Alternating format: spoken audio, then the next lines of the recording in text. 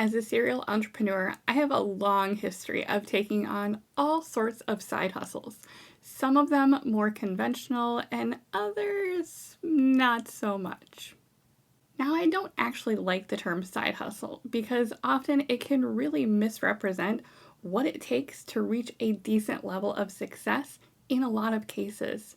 But at the end of the day, that's what they are, or at least started as for me, so don't hold it against me. And while I have reached six figures with side hustles more than once, only one of them allowed me to achieve $200,000 in revenue in less than 18 months while working on it in just pockets of time. So for today's video, I'm going to rank all of my different adventures based on my experiences, reveal which one had the best results and is quite honestly my favorite, and I'll share with you the important lessons I learned along the way that can be applied to any entrepreneurial journey. And yes, these are actual things I've done over the years in my quest for entrepreneurial satisfaction. In case we haven't met yet, my name is Mandy, and my goal is to provide you with strategies to simplify the entrepreneurial journey and scale your product-based business faster so that you can stop the overwhelm and start making progress. First up, MLMs, or multi-level marketing. It wouldn't be a side hustle video without one of these, right? Mine was actually for Beachbody. During the pandemic, I lost around 40 pounds over the course of about 18 months. So for a while, I dabbled at the prospect of promoting their products, and I started briefly sharing my journey about it. I quickly realized that while I still love their programs and products, at the end of the day, it's really just something I do for my own health and well-being. I have no personal prejudice with the concept of MLMs. Some are obviously better than others, but as a business, it's just not really my jam, and it's definitely at the bottom of my list. Next, affiliate marketing. This is something I still do passively, but I don't do major promotions of things, and if I do, it's only as it relates to things that I personally use in my businesses, and it's really more of a partnership. If I use and like something, cool, I'll have a link for it. If not, you won't hear me talk about it or recommending it. To be honest, I'm also not a very good salesperson. It's not my strong suit at all, so unless it naturally comes up in conversation, that's generally about as far as I go. So while I think this is a great little thing to have for something I'm already using and loving, it'll never likely be something that I'm hugely focused on. Next on my ranking is where things get a little unconventional, a cupcake business. I started Charming Confections in 2011 while I was still working full-time in my HR career. This was literally my very first adventure into running my own business. I had no idea what I was doing, other than the fact that I developed a skill for making pretty cupcakes with my own recipes and people wanted to buy them. Lots of them, in fact. So I made some fancy cards, I had some really cheesy branding, and a business was born. This was back when the cupcake boom was huge and cupcakes pretty much dominated all of the food channels. So I was able to do this successfully for almost 3 years with no shortage of demand. I did weddings, I did baby showers, I did corporate functions and parties, and since I was working full-time during the week, this all happened on nights and weekends. Which brings me to lesson number 1. This was fun and all, but it taught me my very first big lesson in business. Price your products based on your effort, demand, and quality. I put enormous amounts of time into this. I had plenty of demand, but I was charging grocery store prices for high-end bakery quality and hours of solo work. I completely underpriced. I have no idea if I even covered my costs at the end of the day because I was not paying close enough attention to my numbers, and it resulted in kind of hating the whole thing after a while. So when I got pregnant with my son, I used it as my excuse to shut the whole thing down. Moving along, digital downloads or digital products. I had an Etsy store for a period of time with social media templates and some other things. I had templates that I created, I had some printables. I have this deep desire to create and design, and so several years ago, this is what I thought might be the answer for that need. And I sold some, but the things that sell really well in the marketplace At the higher profit points, like real estate templates or Airbnb templates, zero interest in spending time on those. Like, I would be bored to tears with it. And also, I like making things, like actual tangible products, not their digital counterparts. Nothing wrong with the digital side of things. Plenty of sellers make huge sales with it. It's just not my jam. I'm a consumer of a lot of digital products, but for the type of design work that I like to actually create, it's more fun for me to see it on real products. Next on my list, Amazon KDP. We're starting to climb that list. Amazon KDP is like print on demand for books. Kind of. It's Amazon's Kindle Direct Publishing. If you want to self-publish, it's a great option. I have a slight obsession with notebooks, and so for a period of time, I was really into surface designing using patterns that I drew on my iPad. So I was making journals and notebooks and other things. I had an original work-life planner for a while, and the covers were with my own artwork. These are considered low-content books versus high-content traditional books like novels or children's books. You then get the royalties from the sales. You are in control of how much you get based on how much you set the final selling price at, but it is a competitive marketplace. So outside of self-publishing your own books, to really play the game and make more money, you have to be able to design specific publications for specific target audiences. And the time required to create the publication, get it in the correct format for Amazon, get it approved and finalized with Amazon, it's a slower paced process. All in all, I like it when I need it for a specific purpose, like, I don't know, for my new Simply Thrive planners. But on its own, it's just not something that really held my interest or that I've made a lot of money from. And that's okay. I've got 3 more to go, so while you're listening, drop a note in the comments and let me know if there are side hustles that you've tried and had success with, or side hustles that you've tried that did not go well and 10 out of 10 would not recommend. Now, these next 2 are not in any particular ranking order, but one did kind of lead to the other, so let's explain it right. Next on my list is my handmade business. So we're getting closer to the top. This is one of my biggest businesses, and it started completely as a hobby back in 2017. Thanks to a beauty influencer, I've had products go viral a couple times. It's had significant growth over the years, and in 2021, I actually left my HR career and decided to pursue this business full time. And yet, much like most handmade businesses, it was definitely not very profitable in the beginning. It requires investing heavily in supplies and inventory. And when you're shipping things yourself, you're also investing in shipping supplies and space. My handmade business literally takes up a third of the main floor of my house, not including the storage in this spare bedroom on the other side of this screen. Running a handmade business is not for the faint of heart. You must have a passion for it, and it's also why I cringe a little when I hear of people moving away from some businesses to handmade because they think somehow it's going to be easier or less expensive. It's not.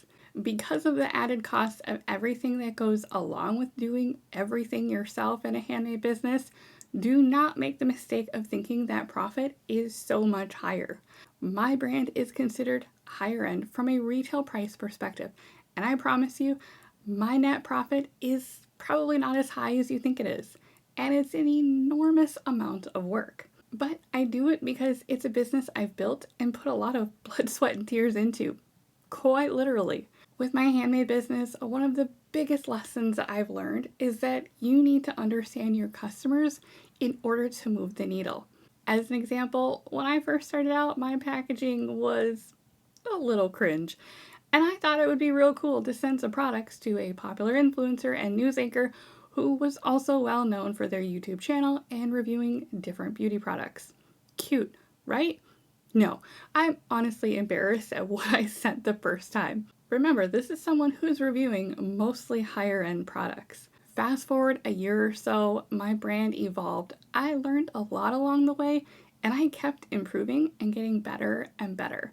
And paying attention to the market that I was trying to sell in and that the audience that I wanted to appeal to was buying in. I tried again and sent more product to this influencer who also happens to be a very genuinely kind human.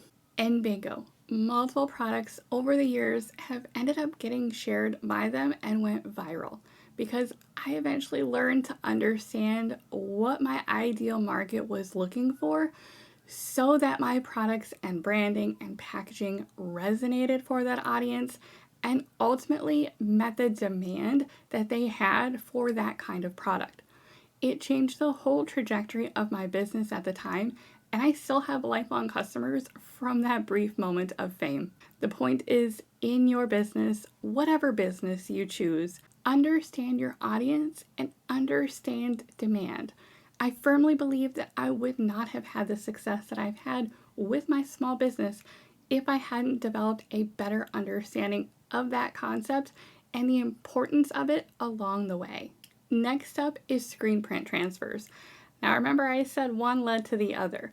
At one point I wanted to add merch to my handmade business, but I didn't want to go the route of a Cricut vinyl or full-on messy screen printing. Thanks to the powers of TikTok, I discovered people using screen print transfers. Basically, you make your designs, you send them to a screen print transfer maker, and instead of them printing a design on a shirt, they print it on transfer paper. You take a big old heat press, throw your weight into pressing down on that heavy heat press because screen print transfers are different than vinyl, and then peel the transfer paper off. It was fun for about 10 minutes. Then this small room gets really hot and you're fussing with the placement and you're messing up a lot of shirts and the inventory is so expensive. And did I mention the heat and the pressing and the thing? A couple at a time, no biggie. But I was making these in large quantities and I was also in a couple local boutiques with them at the time.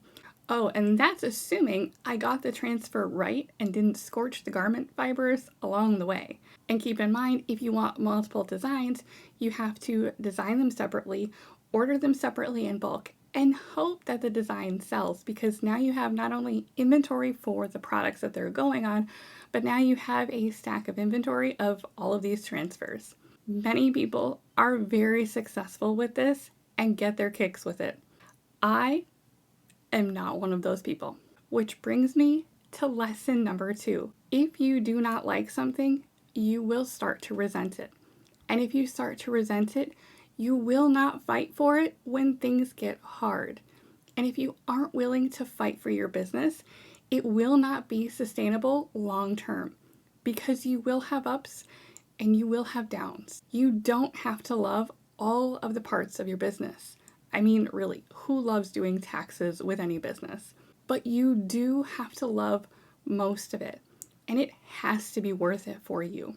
I've walked away from a lot of side hustles, and if you start something and you decide it's not what you were meant for in life, there's no shame in walking away from it and trying something else, because you might just be led to the very thing that you were meant to do.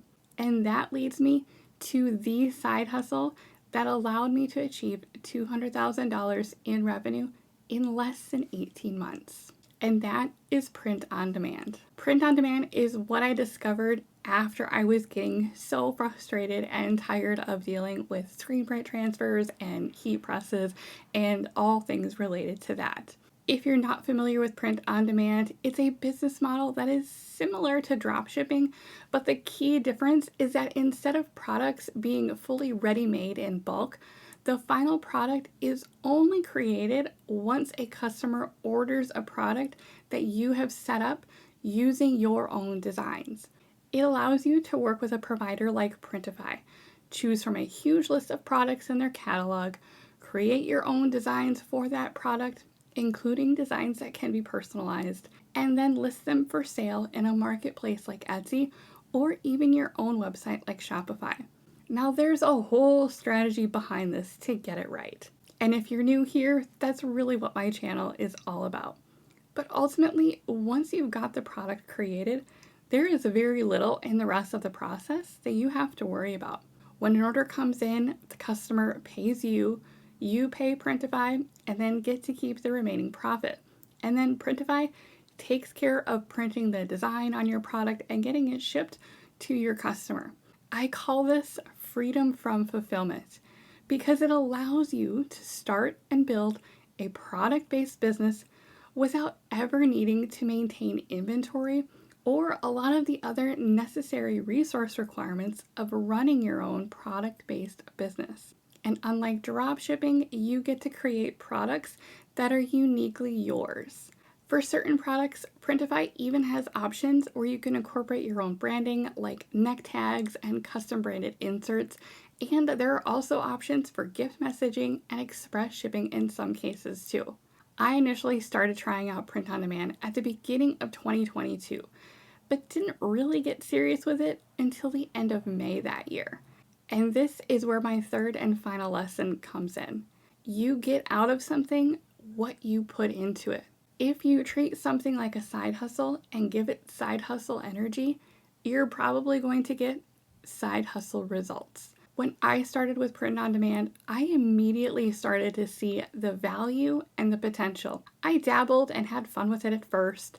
I also didn't get results at first, but I continued pushing ahead because number one, I was having so much fun with it, and number two, I was fiercely determined that I wanted to crack this nut and make it work. Nearly 2 years later, after first discovering print on demand, I am literally obsessed with it. Like, I drink the Kool-Aid, I'm a total fangirl, and this is my print on demand era. Why?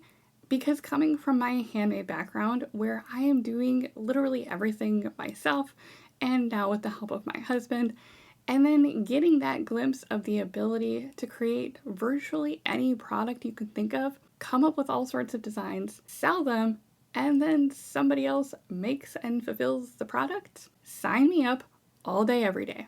I now maintain multiple print-on-demand shops, and I truly enjoy introducing other entrepreneurs into this type of business because there truly is so much potential for anyone who wants to build a product-based business without having to sacrifice time, without having to invest in inventory, and without having to handle fulfillment. And that is my list. Gosh, I'm exhausted now just thinking about all of these different businesses from over the years. It's important to remember that everyone's journey and interests and definition of success are different. I'm obsessed and feel successful with print on demand for me.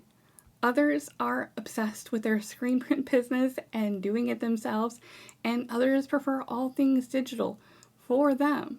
There's no such thing as a wrong choice if you're doing what you love and it fulfills your definition of success. Everyone has different skill sets. Everyone has different experiences.